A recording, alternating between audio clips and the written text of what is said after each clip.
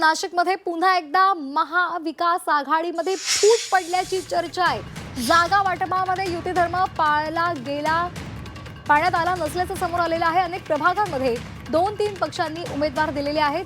ठाकरेंची शिवसेना आणि शरद पवार यांची राष्ट्रवादी आणि काँग्रेस आणि मनसेच्या पदाधिकाऱ्यांमध्ये काल महत्त्वाची बैठक झाली।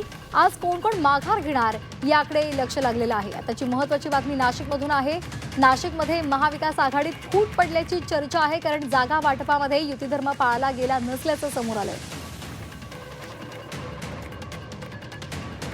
सागर गायकवाड आपले प्रतिनिधी आपल्या सोबत जोडले गेलेले आहेत। सागर, नाशिकमध्ये सुरुवातीला महाविकास आघाडी एकसंध आहे आणि त्यांनी मनसेला सुद्धा सोबत घेतलंय अशी घोषणा झाली, मात्र त्यानंतर आता जे चित्र दिसते ते मात्र या विपरीत आहे।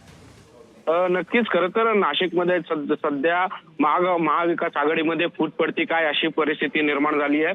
कारण नाशिकमध्ये अनेक ठिकाणी महाविकास आघाडीच्या वतीने एबी फॉर्म देऊन उमेदवारी जरी ठरवत असली तरी प्रभाग क्रमांक 14 मध्ये प्रत्येक पक्षाने आपल्या उमेदवाराला एबी फॉर्म देऊन सगळ्यांमध्येच उमेदवारी घोषित केल्यामुळे ती मैत्रीपूर्ण लढत होती की काय अशी देखील परिस्थिती निर्माण झालेली आहे।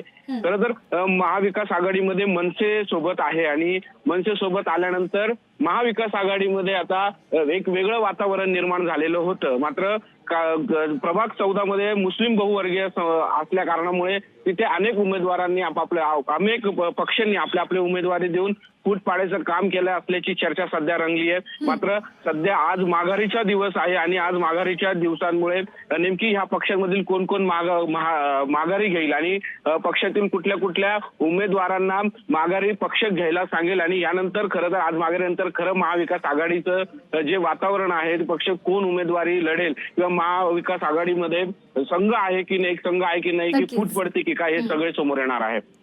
अगदी धन्यवाद दिलेल्या सविस्तर माहितीसाठी।